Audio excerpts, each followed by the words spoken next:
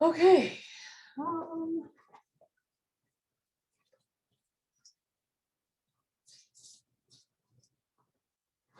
All right, so in the kitchen, I've got my standing rag here just to make sure my station's all sanitized.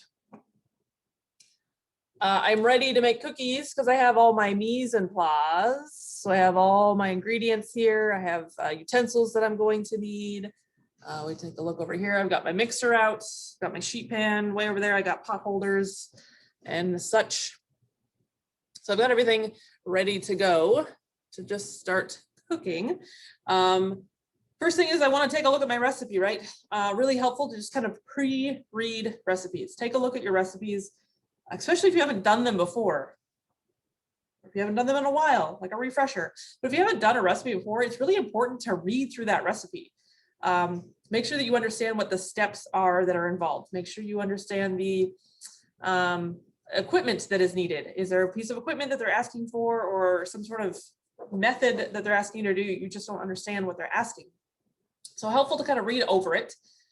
One other thing you might want to notice, we'll talk a lot about, is on the side here, this recipe says it has a yield. So if you look to the right, it says yield. It says yield about 2 dozen cookies. So we're going to talk a lot about yield. But our yield in our recipe is super, super helpful because that's telling us how much finished product we're going to get when we're done. So if we want 2 dozen cookies, great. If we want 4 dozen cookies, great. We can double it. If we want some less, maybe make half of the recipe. But our yield is important, so we know what we're in for here. And this one says about 2 dozen cookies because, of course, the size of scoop that you use, if you use a different size scoop, it's going to give you a different yield, right? So if I have giant cookies, maybe I get 6 giant cookies, but these are going to be 2 dozen kind of tablespoonish, maybe it's a tablespoon and a half cookies.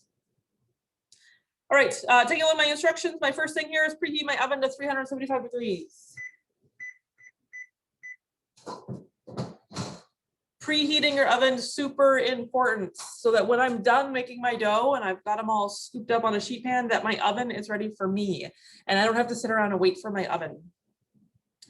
Making sure that your oven is preheated. So if you forget to preheat your oven, it's best to just sit and wait the other 20 minutes or however long it takes for your oven to preheat and not put your stuff in early. It's really important to let your oven come to temperature. So again, you get proper cooking of what you need here. All right, my next step was mise en place, gather all my ingredients and my cooking equipment. I got all that here, like I showed you, all kinds of cooking equipment and ingredients here. The other thing that's really great about mise en place is I'm gonna have all this out, and then as soon as I use it and I'm done, it goes away. Use it, it goes away. So once I spill everything, once I've used it and my countertop is empty, then I can realize I'm done. So if I have that issue where I think, oh, did I add salt? I can't remember if I added salt. Well, once I use the salt, I put it where the salt goes and it's gone. So I don't have to remember, and I don't have to go, oh man, I can't remember if I added baking soda. Maybe I should add it again. Usually never a good idea. So once everything's out, I use it, I go put it away. Once my countertop's clean, I know I'm good to go and I've added all my ingredients.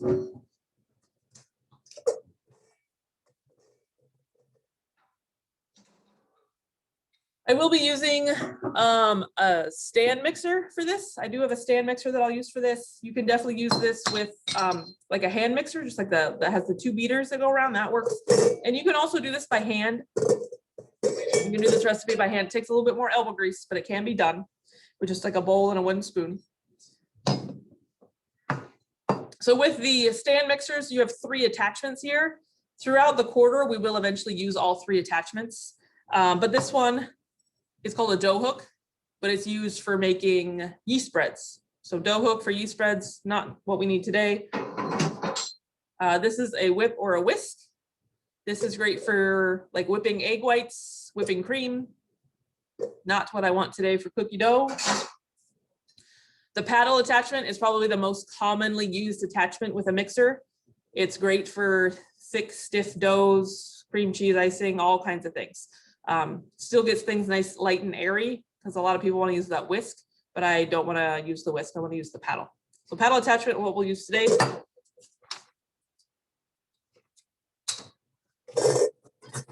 And then let's take a look at our first steps. So our first step is to combine flour, baking soda, salt in a small bowl and set aside. So I want to combine all my dry ingredients first into a small bowl, and then I'll start working on creaming everything together.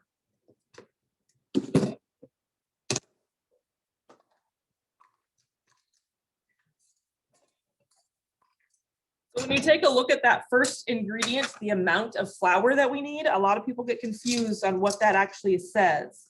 Because it says 1 1/4 cups plus 2 tablespoons all-purpose flour. So what it really is a whole cup, a 1/4 cup, plus 2 tablespoons. Some people misread that and think it's just 1 1/4 cup plus 2 tablespoons. Not the case. So it says 1 1/4. That's because I want 1 whole cup, I want a 1/4 cup, and I want 2 tablespoons. So remembering our proper measuring.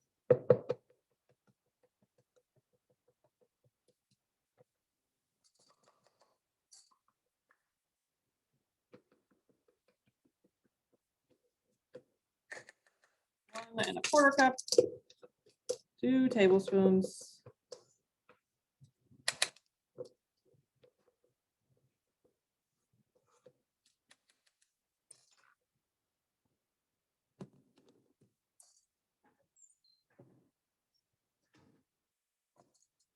Baking soda for 1/2 teaspoon.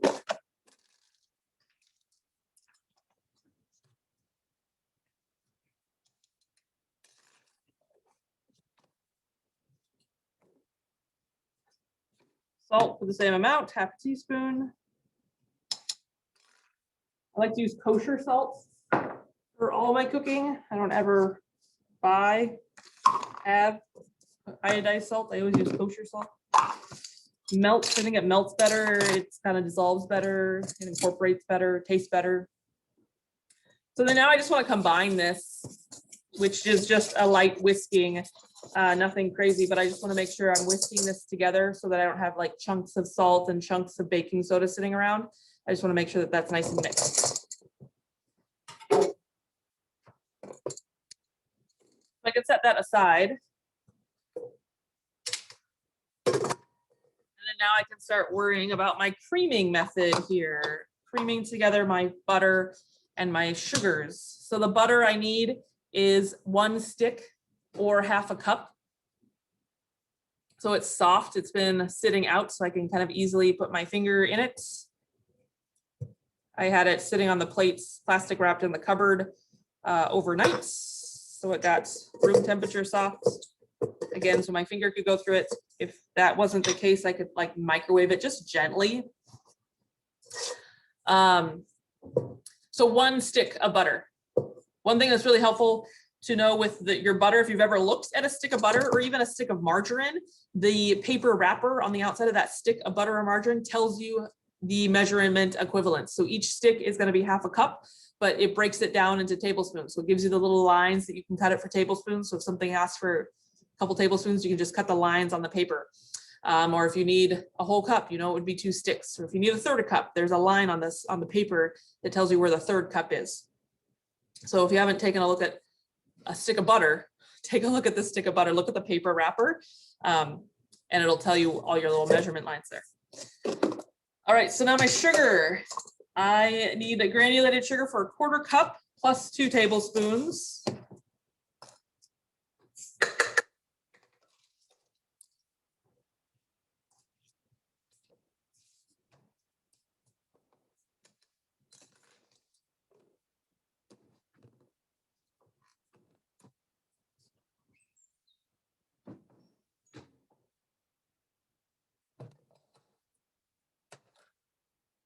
Brown sugar for the same amount.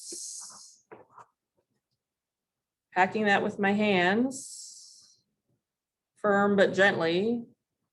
Making sure I get the ends nice and level, and then all that shaggy bits off the sides should pop right out, hold its shape.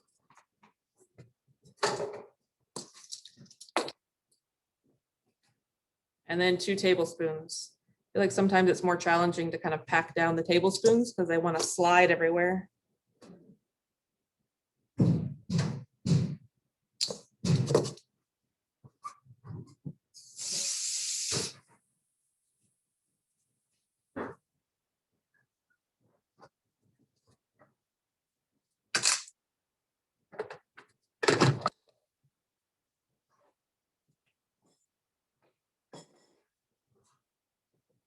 right, now I'm ready for the mixer.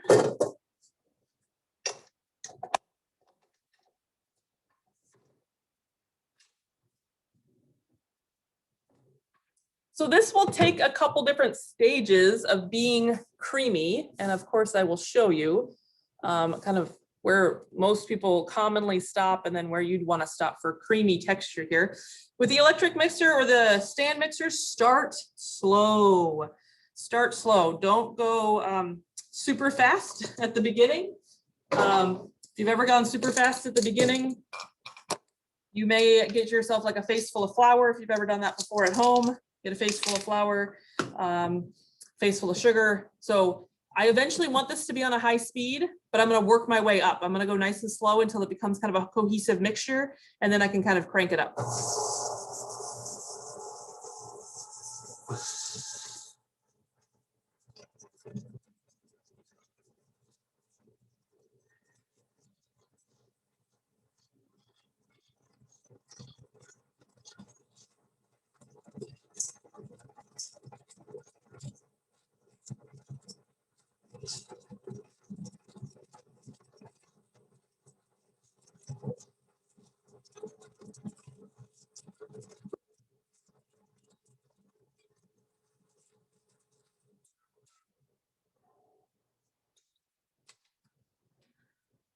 So this is where a lot of people might stop. A lot of people might stop here because they say, well, it's kind of creamy. It's all kind of put together here. So that's creamed, right? Not quite creamed.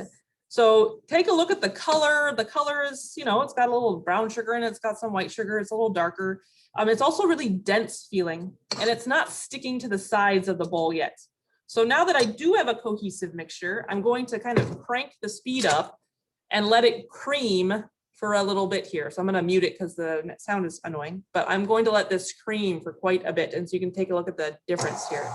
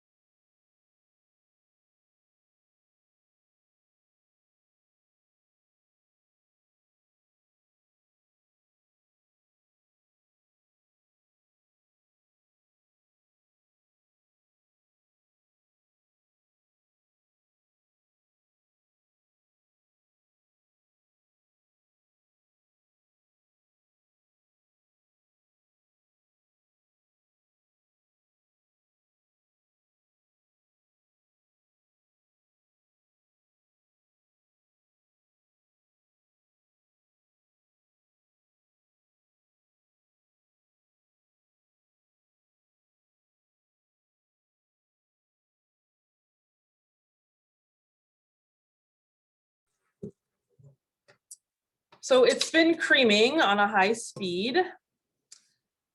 I'm gonna let this cream one more time, but I do want to scrape down the sides. So even though I am using a stand mixer and it's super efficient and it mixes things really, really well, I still want to keep scraping the sides of the bowl down quite a bit. As you can see, it sticks to the side, which isn't bad, but I can get a little bit more efficient mixing if I scrape things down. And then I also want to be scraping the bottoms, because sometimes you can get things like pockets of fat or flour or something on the bottom. So you want to be scraping the bottoms as well. So I'm going to let this kind of roll around one more time and then take a look at it.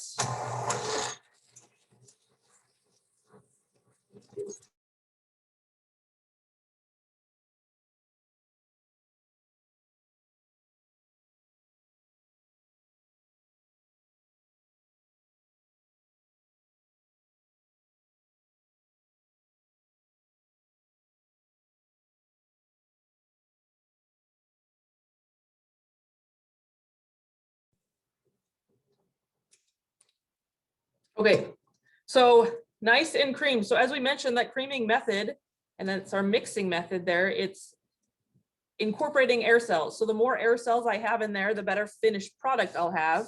So the more I cream it, I just take a little extra time to cream it well, I'll have a nice finished cookie. So now this is a little bit lighter in color, not a ton, but it's also a lot lighter. I can feel it's lighter. Unfortunately, you can't feel it because you're on the other side of the screen, but it doesn't feel as dense. So earlier it would kind of like just was in a weird kind of ball, but it just felt dense. It felt kind of hard to kind of pick at. So now it's just a little bit lighter. It's fluffier. I'm good to go. I can move on to my next step.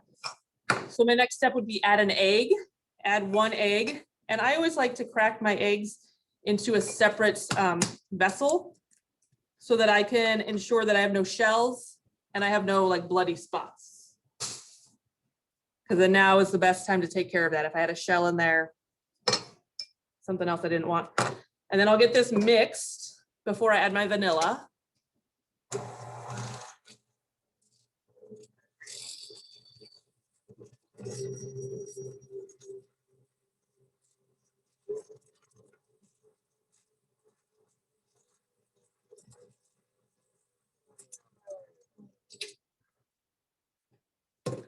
And then my ½ teaspoon vanilla. So I have to shake my container a little bit.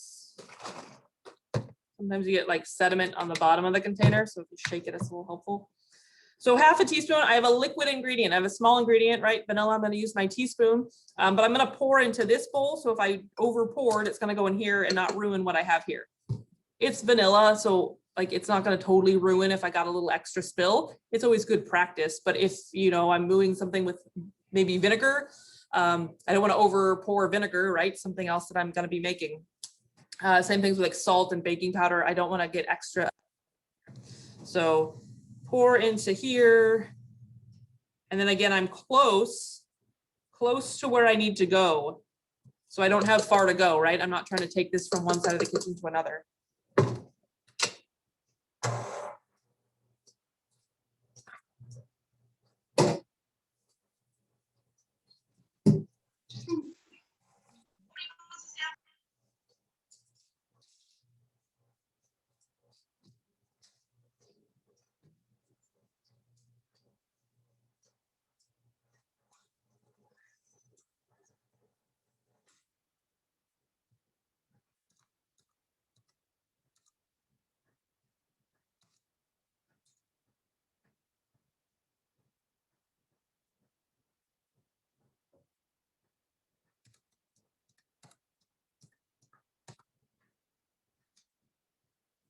Okay, doke.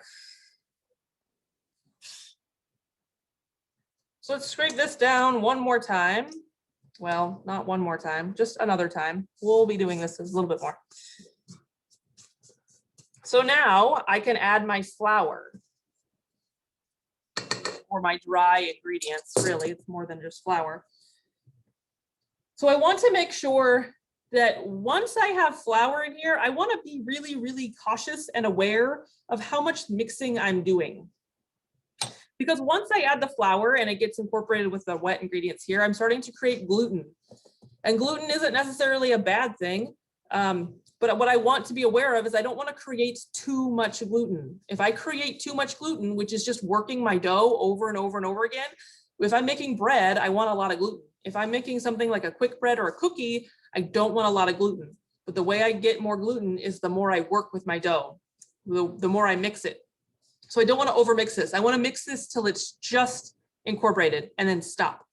More gluten in a quick bread or a cookie like this would give me kind of a drier, tougher cookie, something like a texture I'm not really looking forward to. So I want something kind of maybe chewy and lighter. So working the gluten less will give me what I want.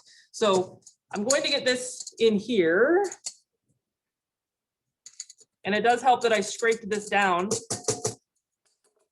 one more time so that my flour kind of has a nice little bed of sugar and fat goo just laid on. And then again, nice and slow to start, so I don't end up with a face full of flour.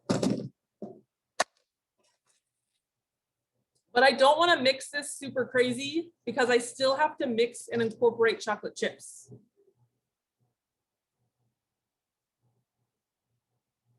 One more speed. All right, I think we're good. Okay, so you may see,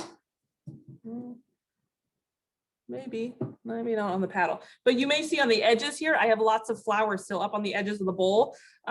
If you can see the paddle clearly, you can see that there's pockets of flour on the paddle. If I were to stop right now, probably not a good idea because I have pockets. I've got flour kind of all over the place. But that is okay because I want to make sure I don't overmix my dough and I still have to add chocolate chips. So this mixer still needs to be turned on to incorporate chocolate chips. Well, while it mixes my chocolate chips, it's going to continue to work in the rest of that flour. And then I don't have to worry about overmixing. So 3/4 cup chocolate chip. Nice and mounded. Don't shortchange yourself on chocolate chips. Come on, little friend, get out of there. All right, and then now again, nice and slow. So once the chocolate chips are in here, take a look at how much I kind of don't mix it. It's not going to take very long for this to just be perfectly mixed.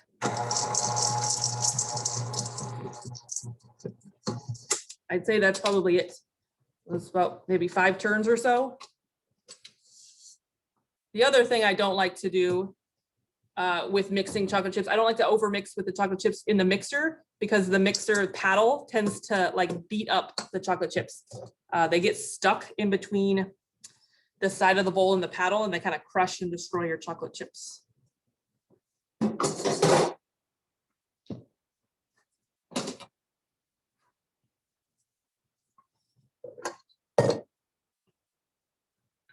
Clean off my machine.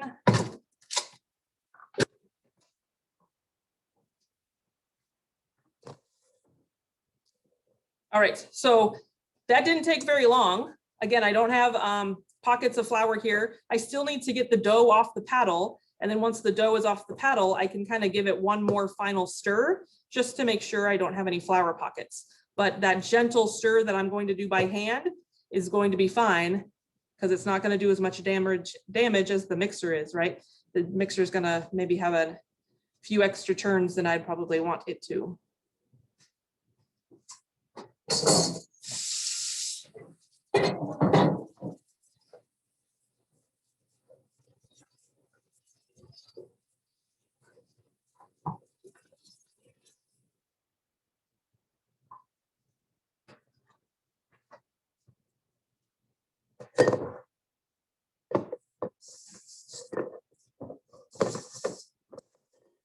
So just a couple more gentle like folds and turns. And now I have really nicely put together dough. I don't have flour clumps. It's a nice cohesive dough. Chocolate chips are well mixed throughout. And now my dough is done. All my mise en place is done, right? All my ingredients went away. My dirty dishes went into the sink. I just have a few clean cups here waiting for their friends to go back where they belong. But my countertop is nice and clean. Clean as you go. Once you're done with a piece of equipment, get it in the sink or put it back. So you're done with ingredients, put it back where it goes.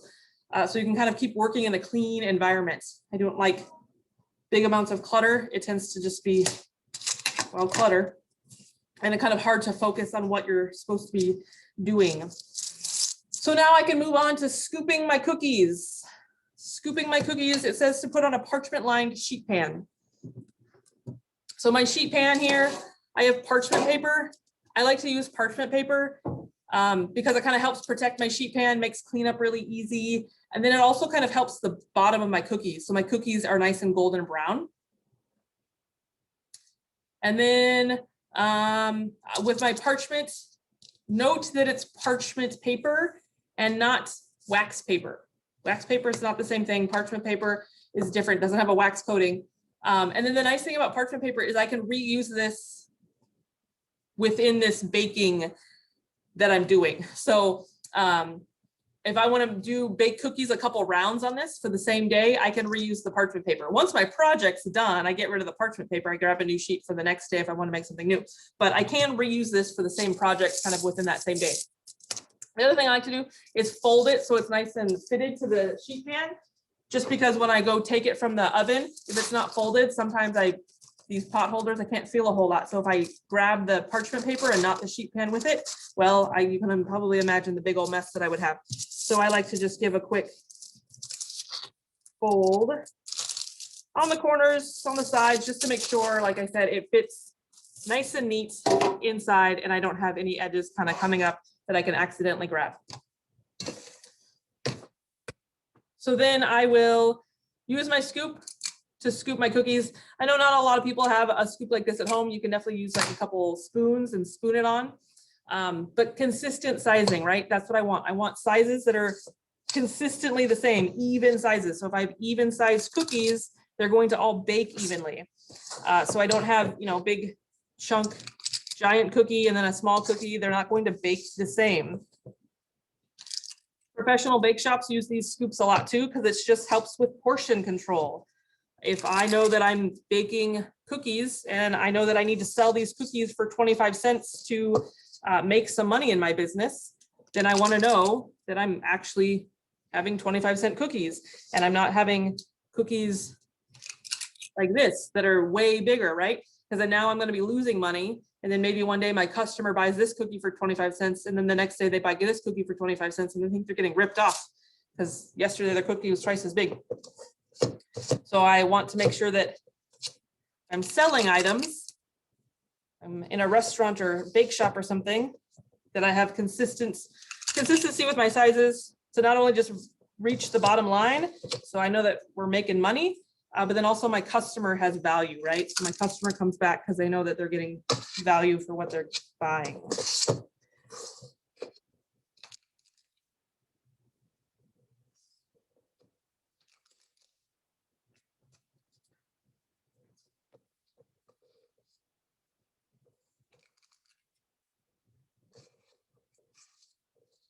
And then I still hang on to my spatula. My spatula is still in my bowl, because being able to scrape out every last bit of cookie dough is helpful, because I'm gonna use the spatula and get every little bit of good dough here, so I don't leave anything behind. Not a big fan of waste. So I don't want to leave chunks of dough on the side of the bowl that's just going to end up down the drain when I go wash my bowl off.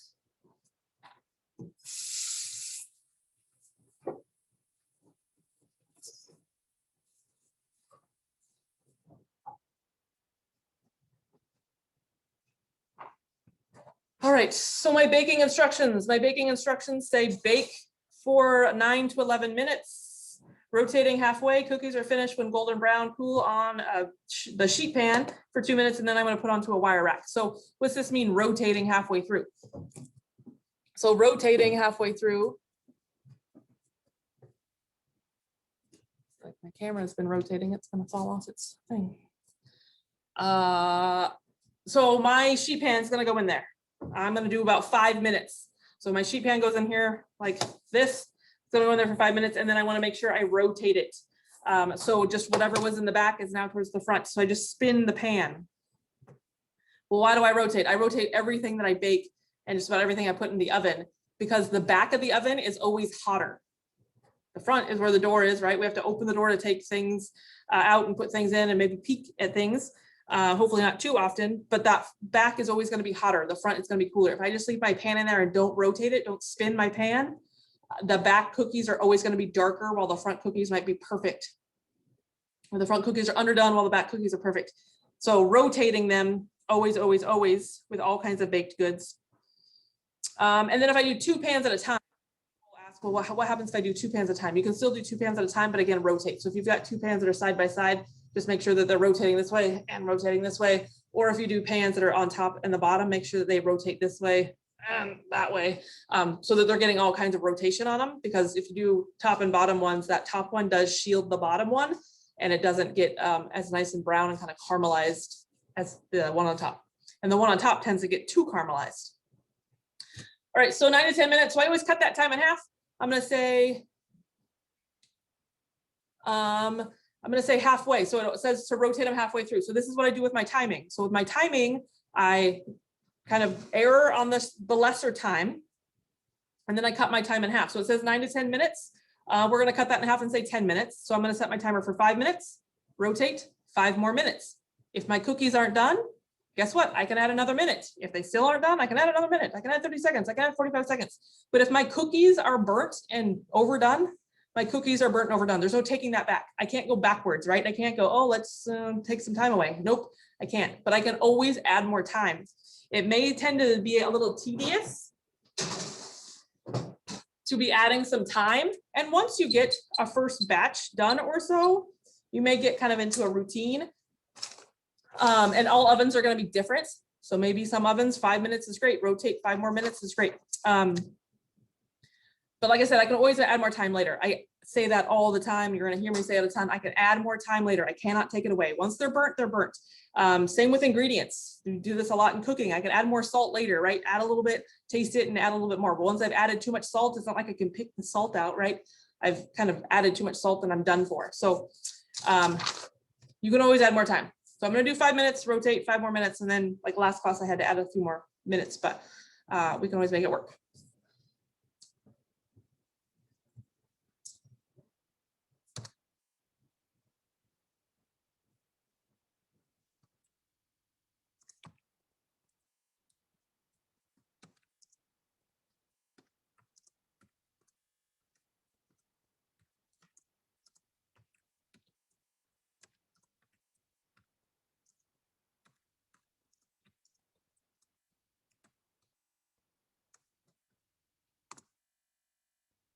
Okay.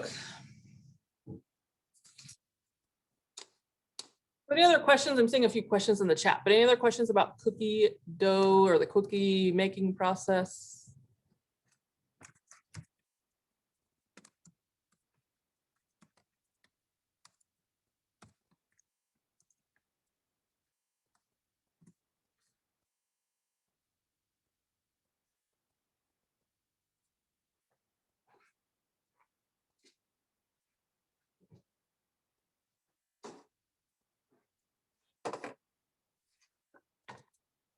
Okay, so while cookies are baking, let's take a look at this sheet here. That separate document there, the cookie demo worksheets, kind of study guide. Some of it we've already gone through.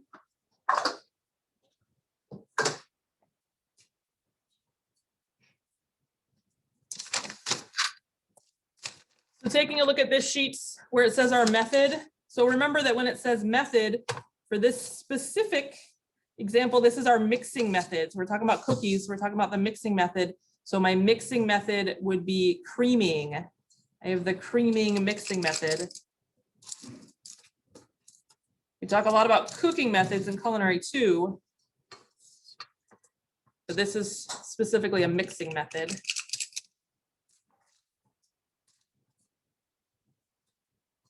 And then we've gone through lots of ways to measure. So how to measure brown sugar. Well, I want to pack that. I usually just say pack with my hands, but not too firm. So pack with your hands, not too firm for brown sugar.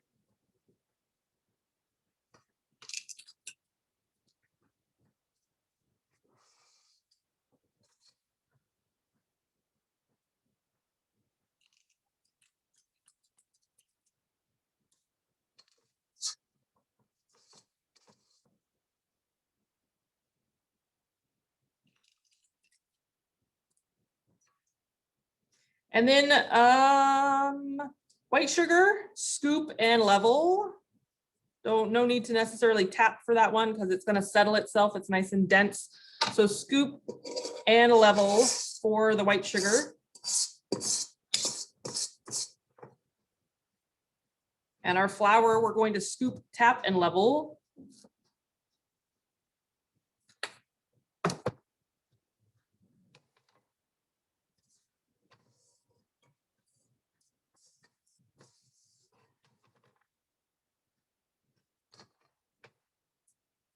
So my small ingredients are going to be using teaspoons and tablespoons.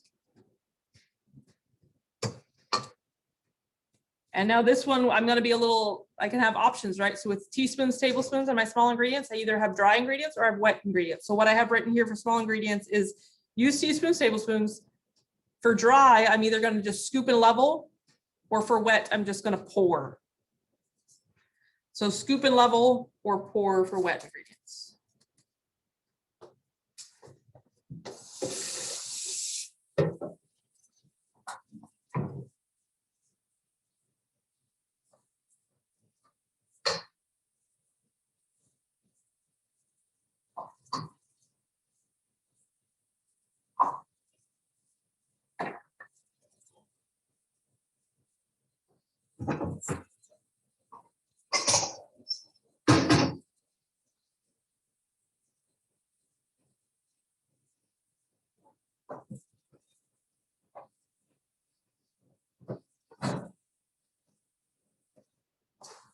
So this is just halfway point, not a whole lot to see here, starting to spread out a little bit. They'll go in for 5 more minutes, rotate them.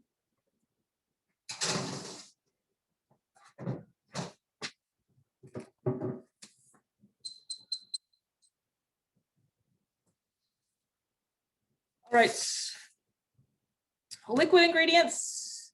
I want to look at the side of the cup so the cup stays on the counter. I bring my eyes down to it. Make sure my ingredient is level.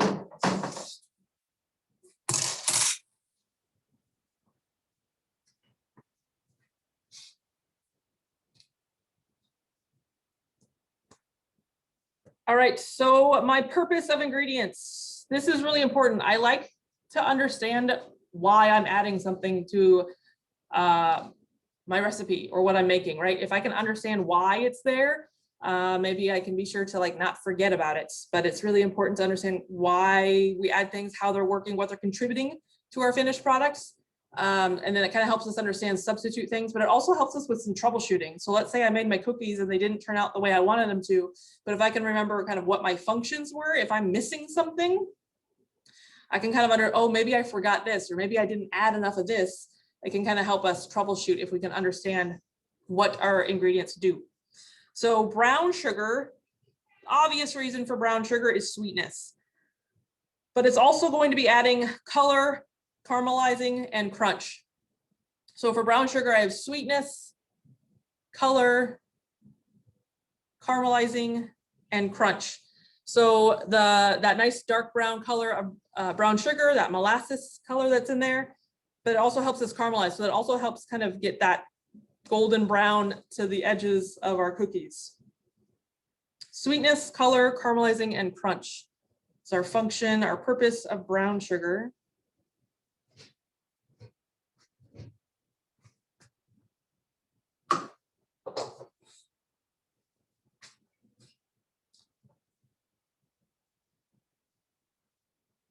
Then my white sugar, sweetness again, but it's also adding texture.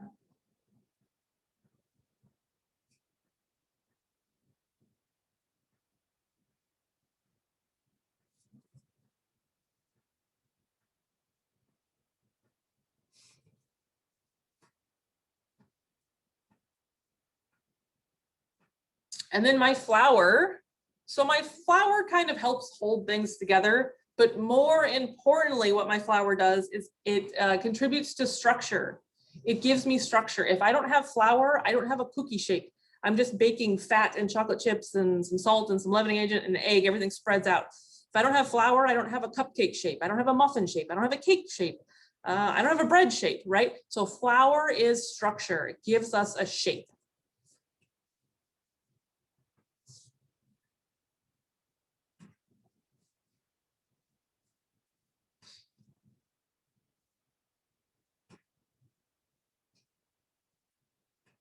My baking soda, baking powder, those are my chemical leavening agents. So those are what help make things kind of puff and rise. Those are leavening agents.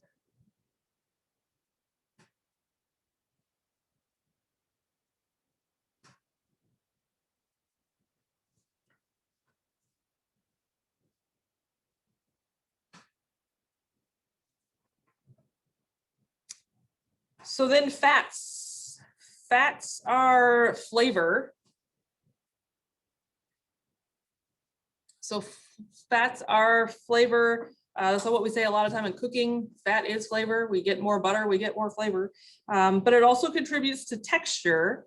So our fat gives us texture, but it also gives us flavor.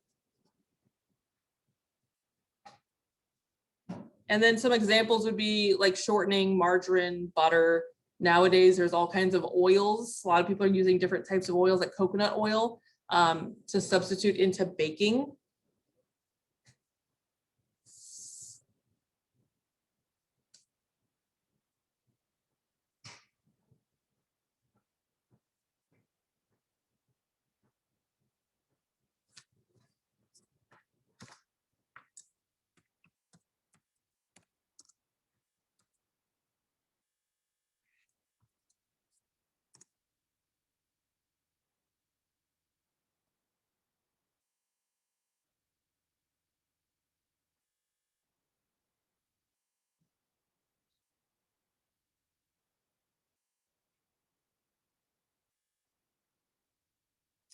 And then egg. Egg is a binder. It kind of binds and helps kind of keep everything held together.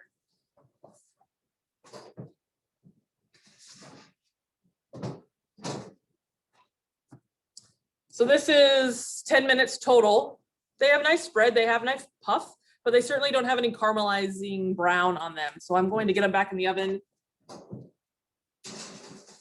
Maybe let's do another 2 minutes and see what happens.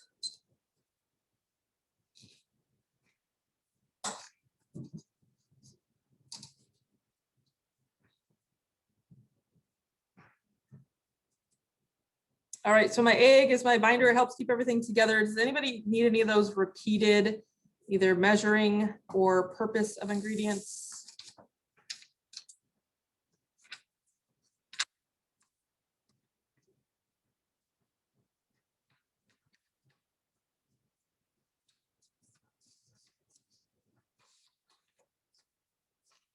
All right. So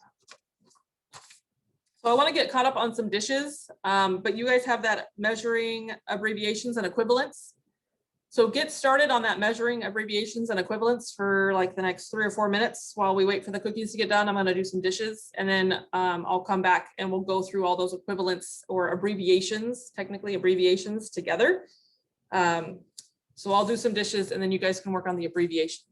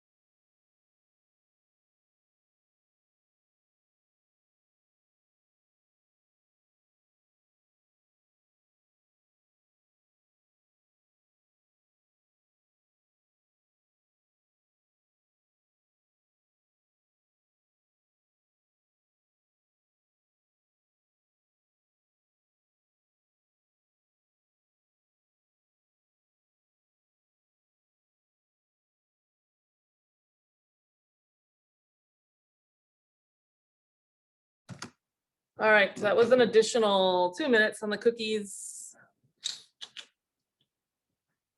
They're getting golden brown. I think I'm gonna do just like, I'm gonna rotate them and do like maybe 30, 45 seconds more, not a whole lot more. Because I could use a little bit of time, but not like a full minute, I don't think.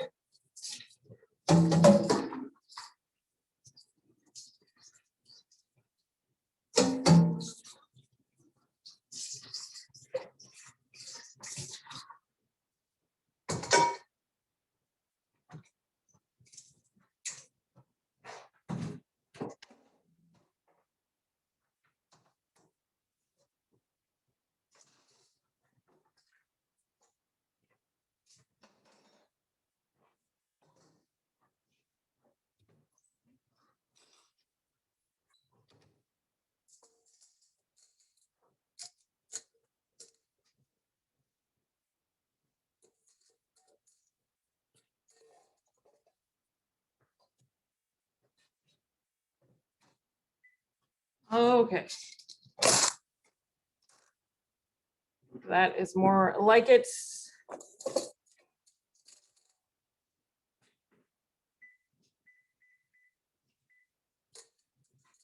They have some nice gold and brown color on them.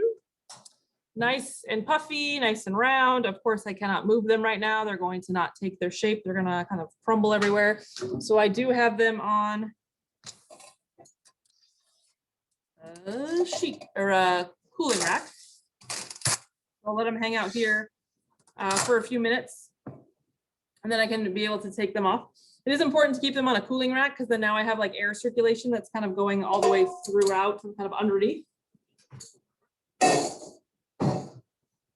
But it's also important to keep them on a rack so that I don't ruin my countertop. Extreme heat on some of those countertops can kind of ruin them, not super great for them.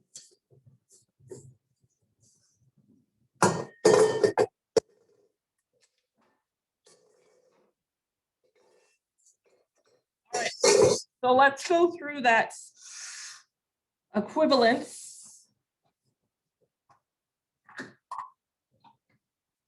I dry some more dishes. So you're measuring abbreviations and equivalents. Really important to kind of just get familiar with these. So as you read through a recipe, you're seeing abbreviations that you can kind of look at them at a glance and then kind of just skim through your recipe and really kind of understand what's going on. But I use a lot of abbreviations. I like to write things kind of just fast and get on with it. So the first one there, you have just the letter C. C is just for cup. So it doesn't matter if it's capitalized or lowercase. C is for cup.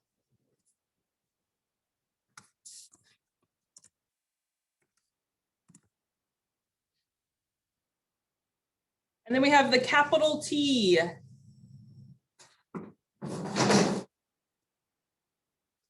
Capital T is going to be for tablespoon. If we remember, we have big T for big spoon, little t for little spoon. Got a tablespoon here, so it gets the capital T. And then the one below it, the little t for the teaspoon.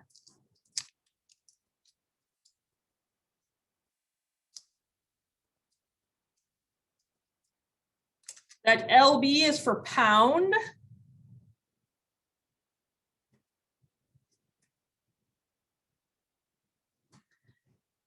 You may have also seen another symbol for pound would be the hashtag.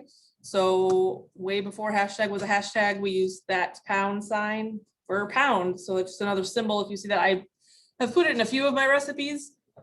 So some people say, well, it's 1.5 hashtags. What is 1.5 hashtags? It's 1.5 pounds. So if you see that in a recipe, it's talking about pounds. And then OZ for ounce.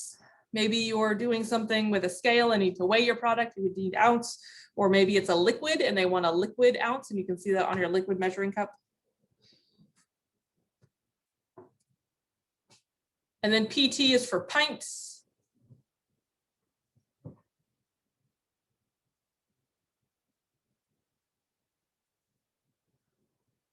And then the TBSP, that is just another abbreviation for tablespoon. Pretty common, but again, you're just kind of abbreviating the word, making it small. So the TBSP, that's just another one for tablespoon.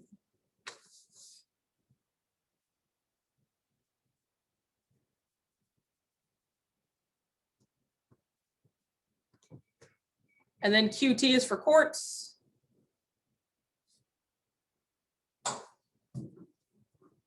GAL is for gallon.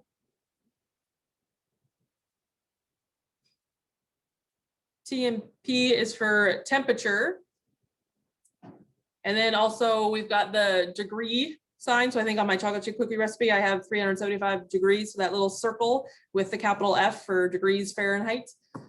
Pretty common here in the US, not using Celsius. MIN for minutes. And then we have the TSP, that's another abbreviation for teaspoon. So it's another common abbreviation for teaspoon is TSP.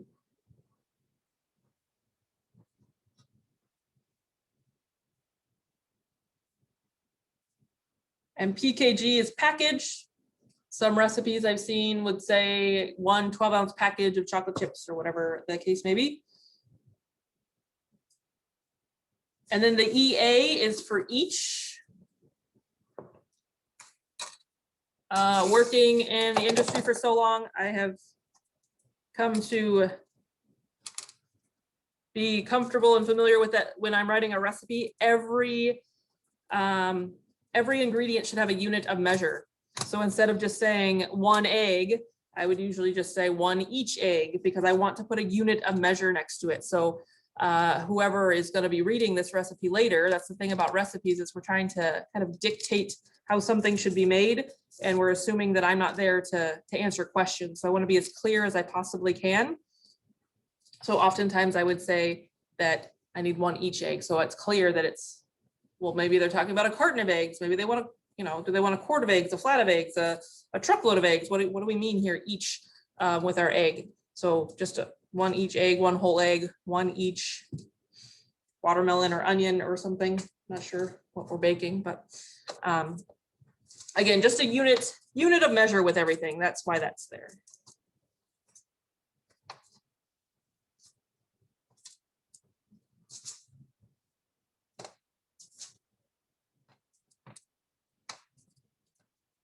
Getting the last bit of these cookies to be baking here shortly.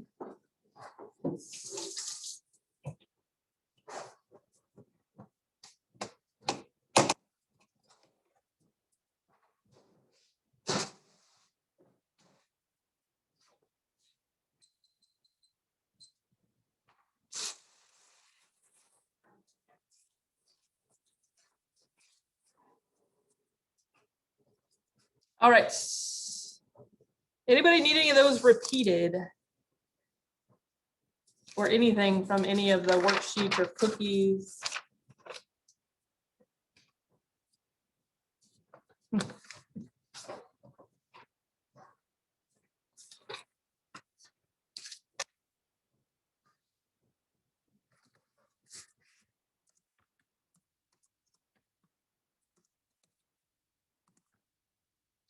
Okie doke. So, oh, cookies, they're cooling. You can't see them. So now that they've cooled, kind of settled down, they definitely are holding their shape. I can pick them up. They're on a cooling rack, but they should have that nice kind of chewy center to them. Nice golden brown on the edges and not dark brown. I have that parchment paper, so it got me that really nice golden brown on the bottom as well.